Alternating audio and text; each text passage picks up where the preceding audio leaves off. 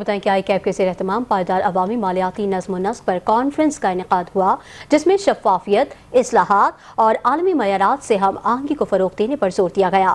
اسلام آباد میں انسٹی ٹیوٹ of chartered accountants of Pakistan اور چارٹرڈ انسٹی ٹیوٹ of public finance and accountancy کے اشتراک سے پائیدار عوامی مالیاتی نظم و نسق کے موضوع پر ایک تاریخی کانفرنس کا انعقاد کیا گیا۔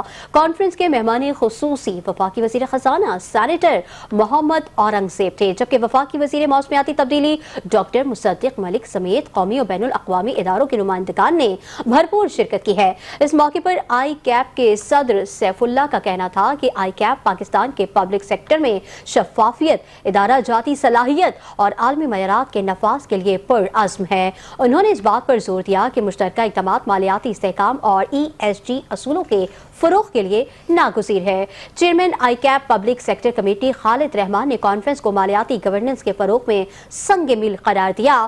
وفاقی وزیر خزانہ سینیٹر محمد اورنگزیب نے پاکستان کے مالیاتی نظم و ضبط کو بین الاقوامی معیارات سے ہم آہنگ کرنے کو وقت کی اہم ضرورت قرار دیا۔